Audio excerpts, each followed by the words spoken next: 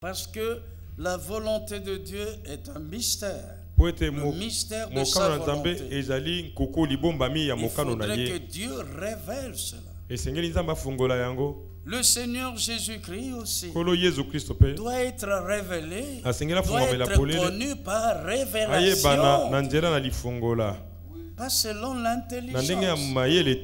Il est écrit dans Matthieu 11, depuis le verset 25, je te loue, ô Père, Seigneur du ciel et de la terre, de ce que tu as caché ces choses aux sages et aux intelligents, et de ce que tu les as révélés aux enfants. Je te loue, ô Père, de ce que tu l'as voulu ainsi. Et ensuite il dit, toutes choses m'ont été données par mon Père. Et personne ne connaît qui est le Fils si ce n'est le Père. Et personne ne connaît qui est le Père si ce n'est le Fils et celui à qui le Fils veut le révéler. Ce que pour connaître le Fils, personne ne le connaît si ce n'est le Père. Donc la voie obligée pour connaître le Fils et que le Père, qui seul connaît le Fils, vous révèle le Fils. S'il l'a révélé, il vous conduira à voir qu'il ne faut pas lire le Fils de Dieu monter là où il était auparavant, non? Il faut la révélation de qui est Jésus, le Fils de Dieu. Mais qui est Jésus-Christ? Le Fils de l'homme, le Fils de David, le Fils d'Abraham. Il faut que cela soit révélé à chacun personnellement. Dans Matthieu 16, là où se trouve cette promesse de l'Église qui devait être bâtie, excusez-moi, c'est comme si ça concorde. Là, il y avait la voix, quelque chose qui n'allait pas.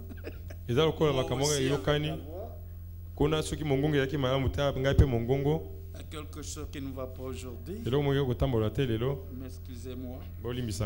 Écoutez la parole du Seigneur. Ne regardez même pas tous ces gestes.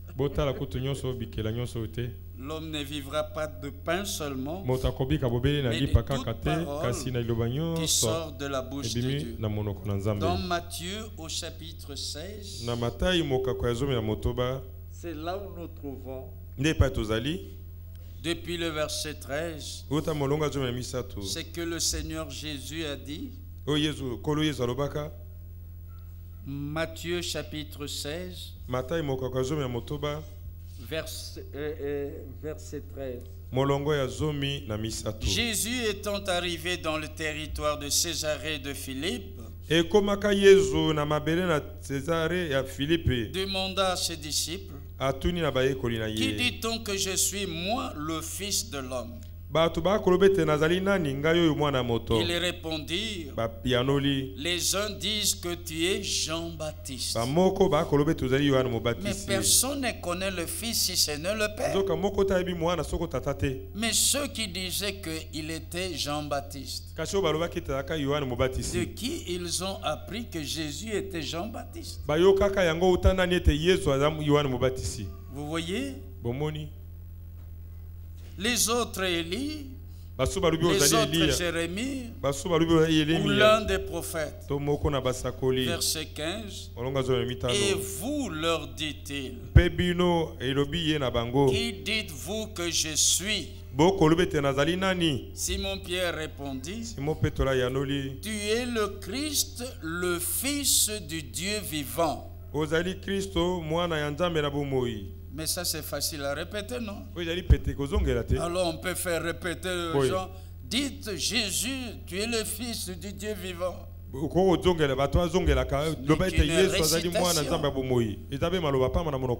Mais écoutez au verset 17. Jésus, reprenant la parole, lui dit: Tu es heureux, Simon, fils de Jonas, car ce ne sont pas la chair et le sang qui t'ont révélé cela, mais c'est mon Père qui est dans les cieux. Parce que personne ne connaît le Fils si ce n'est le Père. Mais maintenant, Simon Pierre, si tu donnes la bonne réponse, ce n'est pas la chair et le sang qui t'ont révélé cela. C'est mon Père qui est dans les cieux. Et nous voyons la même expérience avec Paul dans Galates, au chapitre 1, quand il dit ceci. Galates chapitre 1, verset 11. Je vous déclare, frères, que l'évangile qui a été annoncé par moi n'est pas de l'homme, car je ne l'ai ni reçu ni appris d'un homme, mais par une révélation de Jésus-Christ. Il commence à montrer quelle était autrefois sa conduite dans le judaïsme, comment il persécutait et ravageait l'église de Dieu. Au verset 14, comment il était plus avancé dans le judaïsme que beaucoup de ceux de son âge et de sa nation. Mais il dit au verset 15: mais lorsqu'il plut à celui qui m'avait mis à part, dès le sein de ma mère, et qui m'a appelé par sa grâce, de révéler en moi son Fils, afin que je l'annonçasse parmi les nations. Aussitôt je ne consultais ni la chair ni le sang. Donc avant même d'aller annoncer Christ parmi les nations, c'est aller prêcher Christ. Mais avant même d'aller l'annoncer, il devait avoir la révélation du Fils. Cela est très important. Sinon, il allait parler de ce qu'il allait ignorer et affirmer aussi des choses qu'il ne connaissait pas. Et cela est la même chose avec la parole, l'évangile. Vous avez déjà lu dans Romains 1, là où il est écrit, Romains chapitre 1, verset 16, car je n'ai point honte de l'évangile, c'est une puissance de Dieu pour le salut de quiconque croit, du juif premièrement, puis du grec, parce qu'en lui est révélée la justice de Dieu. C'est bien traduit. En lui, dans l'évangile, est révélée la justice de Dieu. Avant même d'aller annoncer l'évangile, il faut que l'évangile soit révélé. Pas l'apprendre dans le séminaire ou dans des cours bibliques par les hommes qui vont dire Jésus est ceci, deuxième personne de la Trinité. Oh, cet endroit-là, ça signifie comme ça. Non. Ce qui est donné par Dieu dans sa parole n'a pas besoin d'homme pour l'interpréter. Dieu est le propre interprète de sa parole. C'est Dieu lui-même à qui appartiennent les explications. C'est pourquoi avant même d'aller annoncer, pour ne pas arriver comme à ce qui est dit dans 1 Timothée 1, Quand Paul dit ici, depuis le verset 5, le but du commandement, c'est une charité, donc c'est l'amour venant d'un cœur pur, d'une bonne conscience et d'une foi sincère.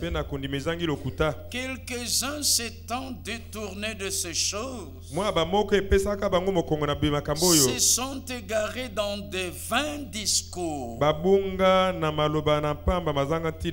Quand un discours est vain, celui qui écoute ce discours et qui croit en vain. Celui qui a annoncé ce discours a annoncé aussi en vain. Et comme cela, même si on adore aussi en vain. C'est ce que le Seigneur a dit dans Matthieu 15 et dans Marc 7. En vain, Esaïe a prophétisé disant, c'est Dieu qui a dit, en vain il m'adore, en donnant des préceptes qui sont des commandements d'hommes, des doctrines d'hommes. Ce sont des vains discours. Il s'agit d'éviter des vains discours. Ici, quelques-uns s'étant détournés de ces choses, se sont égarés dans des vains discours. Ils veulent être docteurs de la loi. Mais un véritable docteur, ce n'est pas lui qui veut. Mais Corinthiens 12, verset 28 déjà, Dieu a placé dans l'église. Il l'a établi. Quand vous lisez, quel est ce serviteur fidèle et prudent que son maître a établi? Laissez cela comme cela. Ne cherchez pas à être établi à cette place-là. Parce que c'est le Seigneur qui a établi.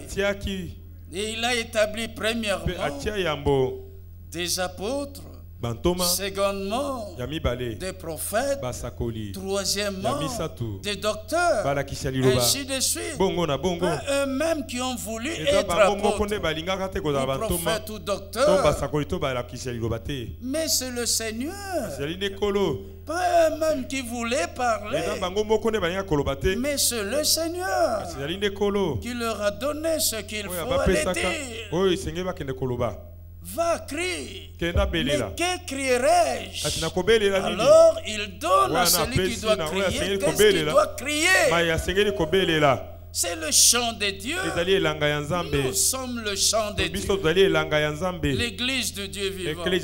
Mais la sémence aussi doit être la sémence de Dieu, qui est la parole de Dieu. Et alors c'est Dieu qui fournit la sémence au semeur pour qu'il ait semé dans son champ, qui est son église. Partout, ça doit être chant de Dieu, parole de Dieu, esprit de Dieu, envoyé de Dieu, tout église de Dieu, Dieu de volonté de Dieu, tout de Dieu, de Dieu, de Dieu, pas de l'homme. La révélation doit venir aussi de Dieu. Tout venant de lui, pas venant des hommes. Voulant être docteurs. Ce sont eux qui voulaient. Mais à Paul,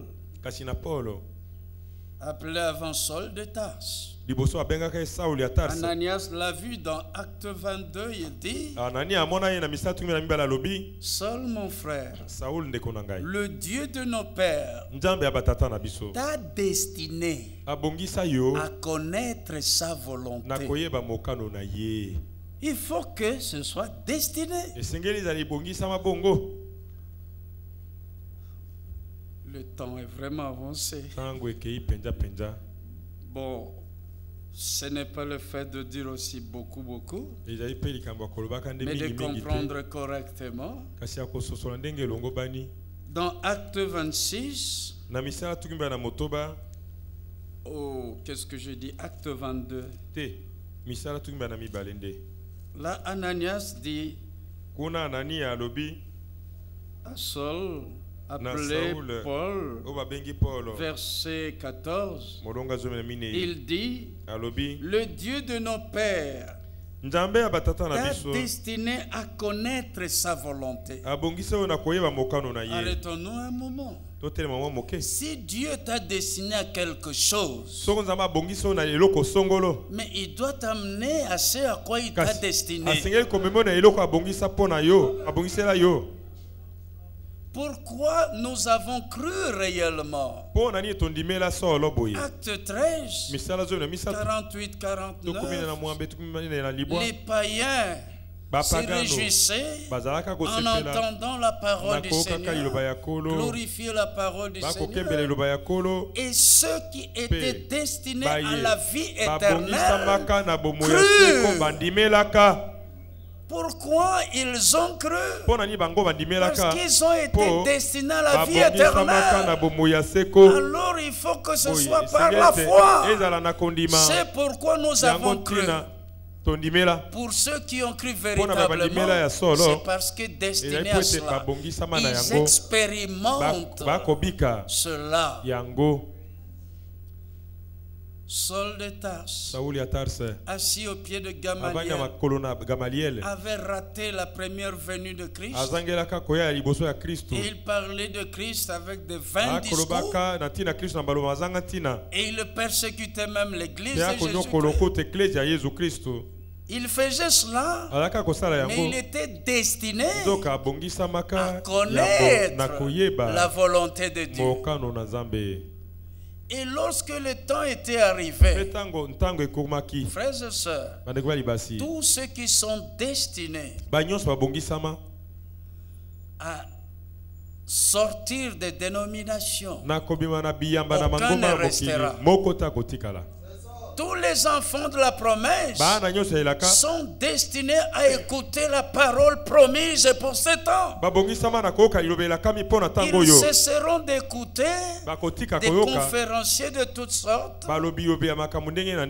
avec des doctrines de toutes sortes, même s'ils sont flottants à tout vent de doctrine. Mais s'ils sont destinés à écouter la vraie parole, il y a des ministères établis pour qu'ils ne soient plus flottants. Parce que destinés à cela. Saul de Tarse, ratant la première venue de Christ, mais assis au pied de Gamaliel, docteur, éminent docteur, avec des discours là. Ni lui n'est compris, ni la révélation que le Messie était déjà arrivé. Si lui-même n'en avait pas, et Paul qui était assis au pied de Gamaliel, comment pouvait-il en avoir? Si ceux qui donnent des vains discours, et vous vous asseyez pour écouter des vains discours, eux d'abord ils ne comprennent rien, mais vous n'allez aussi rien comprendre. Seulement si vous êtes destiné à comprendre, tôt ou tard. Saul de Tarse, lorsqu'il a plu à celui qui l'a mis à part dès le sein de sa mère, et l'a appelé par sa grâce de révéler en lui son fils, c'est à ce moment-là. Avant cela, ce n'était pas possible. Nous voyons aussi 2 Timothée 4. Depuis le verset 2, prêche la parole.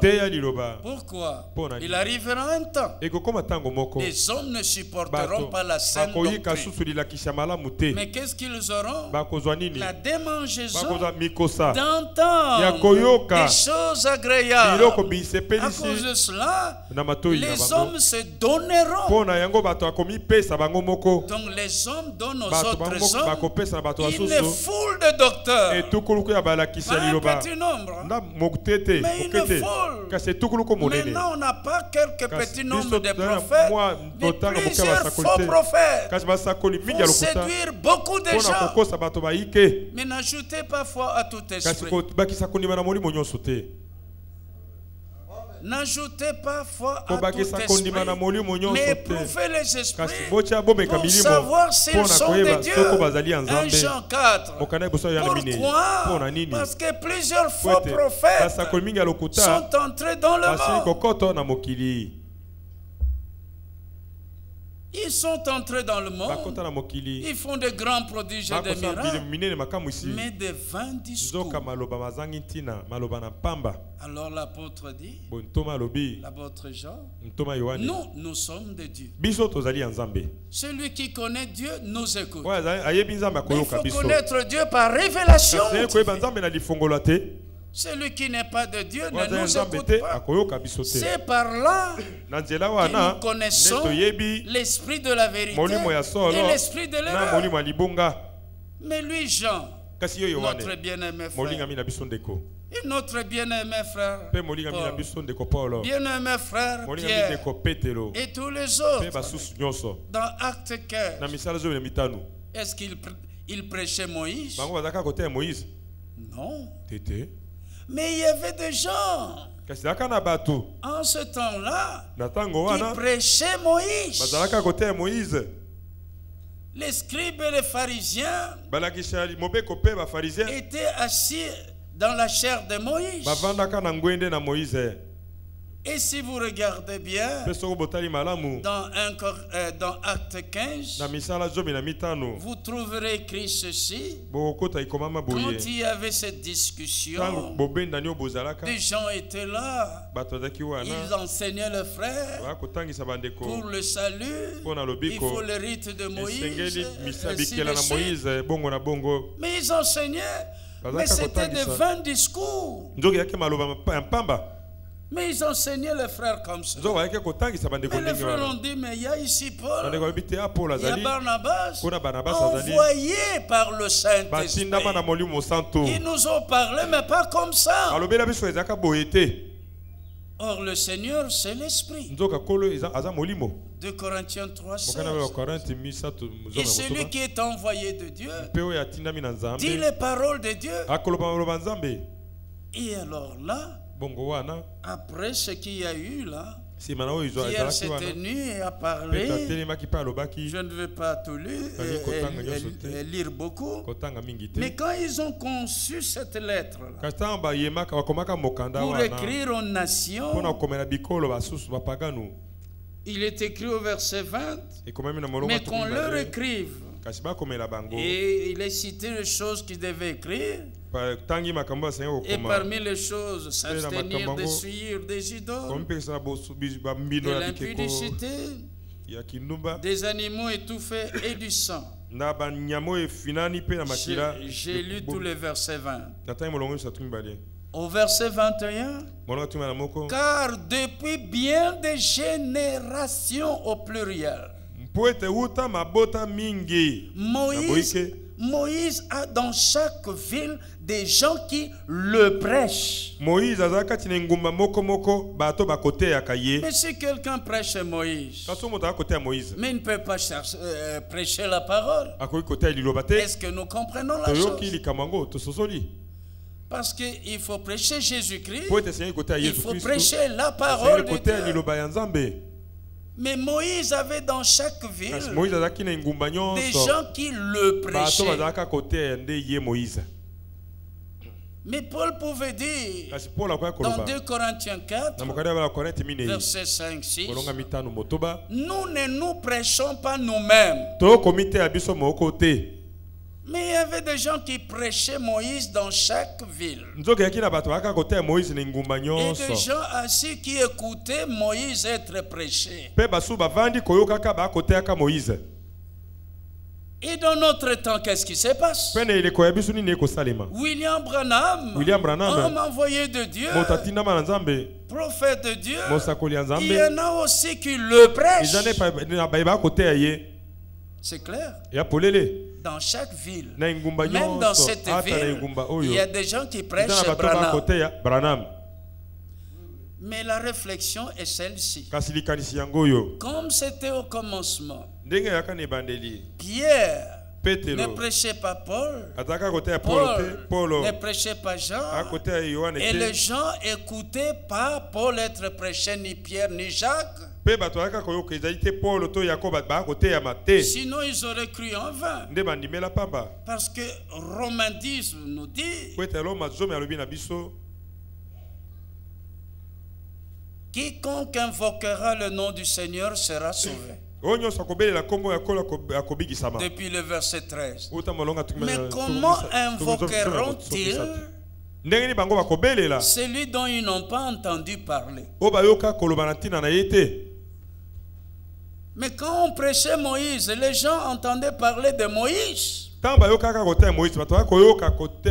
prêche Branham, les gens entendent parler de Branham. Mais quand on prêche Jésus-Christ, on entend parler de Jésus-Christ. Comment entendront-ils parler s'il n'y a personne qui prêche? Comment y aura-t-il de prédicateurs s'ils ne sont pas envoyés selon qu'il est écrit? Et puis à la fin, ainsi la foi vient de ce qu'on entend. Mais on entend parler de qui? C'est là le problème. Paul n'est pas mort pour nous, ni Branham, ni Pierre. Mais l'évangile est enseigné de cette manière, est annoncé comme ceci: Christ est mort pour nos péchés. Même le péché de Pierre, de Paul, de Jean et tout, il est mort pour ces péchés-là, selon les Écritures. Et les Écritures parlaient de lui. Il est ressuscité. Pourquoi il est mort? Pour nos péchés, pour nos offenses. Le châtiment qui nous donne la paix avec Dieu n'est pas tombé sur Paul, ni sur Pierre, ni sur un prophète, mais tombé sur Jésus-Christ. C'est lui que nous prêchons. Romains 4 le dit: il a été livré pour nos offenses. C'était notre intérêt. Pourquoi ne cherchons-nous pas aussi ses intérêts à lui? Chacun veut chercher son intérêt, ses intérêts. Mais il est mort pour nous. Caïphe avait dit dans Jean 11: vous n'y réfléchissez pas, vous n'y entendez pas. Vous, les principaux sacrificateurs, qu'est-ce qui se passe? Il fallait qu'un seul homme meure. C'est pour votre intérêt. Je ne sais pas si ce n'était pas pour son intérêt aussi. C'est pour votre intérêt. Il est de votre intérêt, votre avantage, qu'un seul homme meure pour que la nation ne périsse pas. La Bible dit: il ne dit pas cela de lui-même. Mais comme il était souverain sacrificateur cette année-là, il prophétisa que Christ devait mourir. Mais c'était pour notre intérêt. S'il n'était pas mort, nous serions toujours dans nos péchés. Et le salaire du péché, c'est la mort. Mais le don gratuit de Dieu, c'est la vie éternelle en Jésus-Christ, notre Seigneur. S'il n'était pas mort, qu'est-ce que nous serions devenus? Mais il est mort, livré pour nos offenses. Et alors, l'amour de Dieu et le pardon de Dieu marchent ensemble. Dieu nous a pardonné nos péchés. Car Dieu était en Christ, réconciliant le monde avec lui-même, en n'imputant point aux hommes leurs offenses. Et il a mis en nous pas la parole de la condamnation, mais la parole de la réconciliation. Et nous vous supplions, par les compassions de Dieu, soyez réconciliés avec Dieu. Cela est très important. En paix avec Dieu, en paix les uns avec les autres. Et le mot destiné encore, Tous ceux qui sont destinés à l'enlèvement prendront au sérieux cette parole. Mes sœurs, Frère Branham a parlé de votre façon de vous habiller sans excentricité pour ne pas attirer en rien la convoitise des hommes. Mais disons-le encore, les sœurs, les femmes destinées à l'enlèvement prendront au sérieux cette exhortation. La question c'est d'être destiné. On doit arriver là où on est destiné. Il faut que l'Église épouse soit présentée devant lui sans tâche ni rien de semblable. C'est à cela. Dommage, le temps est avancé.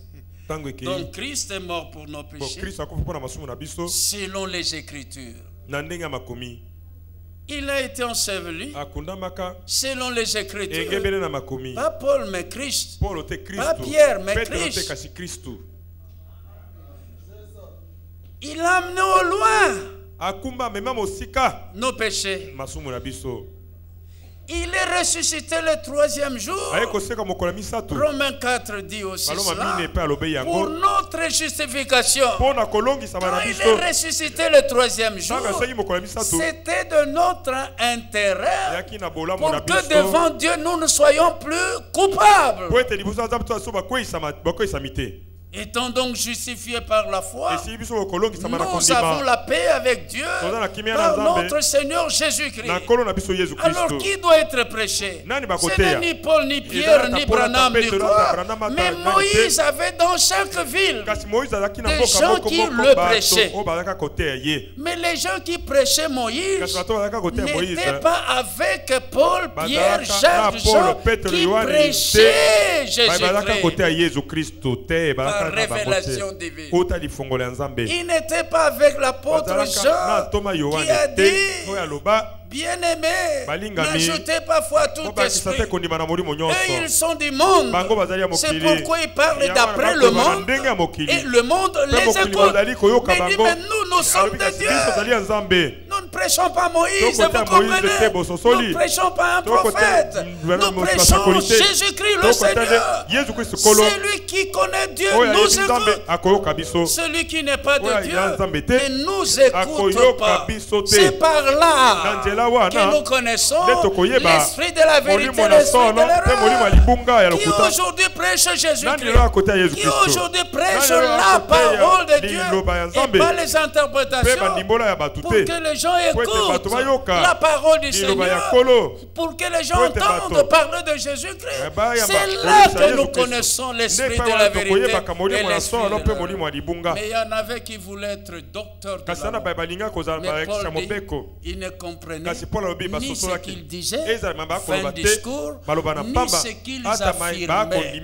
Sans révélation, et il parle. Mais avant de parler, il faut qu'il y ait la révélation. Que Dieu nous bénisse tous, qui nous accorde la force à tous de continuer. Ne nous affaiblissons pas. Le Seigneur revient bientôt. Prenons toujours courage en regardant celui qui a dit: vous aurez des tribulations dans le monde, mais prenez courage, j'ai vaincu le monde. Et s'il a vaincu, nous aussi nous sommes plus que vainqueurs par lui qui nous a aimés.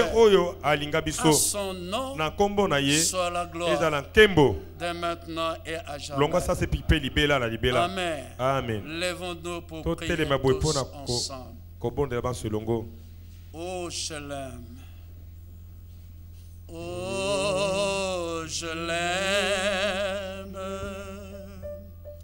Oui, je l'aime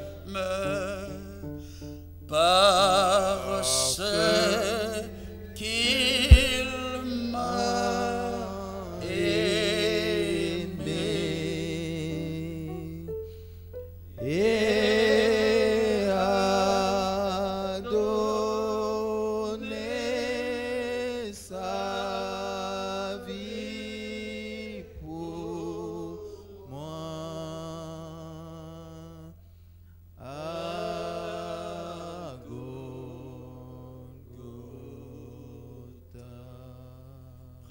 tous ensemble. Seigneur Dieu, le Tout-Puissant, Créateur du ciel et de la terre, ton merveilleux plan qui pouvait le connaître, ce glorieux plan pour notre intérêt. Le salut vient de toi. C'est toi qui as conçu le plan et tu ne peux faillir. Ce qui doit être en ce temps, tu as destiné. Ceux qui doivent être serrés dans ton plan en ce temps de la fin. Ainsi assiste chacun. Assiste chacune des sœurs, chacun des frères, chacun des membres du corps de Christ, accompli par ta parole et par ton esprit, ce qui doit être accompli, car c'est toi qui agis, c'est toi qui dois le faire. Ce n'est ni par la puissance, ni par la force, mais par ton esprit. Agis, mon Dieu. Fais entendre ta parole par des hommes que tu as choisis. Que l'on écoute ta parole, que cela soit cru en tout lieu pour voir cela dans ton église, selon ton plan. Et place toi-même, oh Dieu, des mondes dans le corps comme tu l'as voulu, pour voir tout, que ta volonté soit faite sur la terre comme au ciel. Accorde-nous la main de ce qui est en train d'être demandé, de ce qui n'est même pas pensé, que tu sais que nous en avons besoin, c'est à notre avantage, c'est de notre intérêt, pour voir à tout, Seigneur. Nous sommes ton peuple, soutiens tes serviteurs,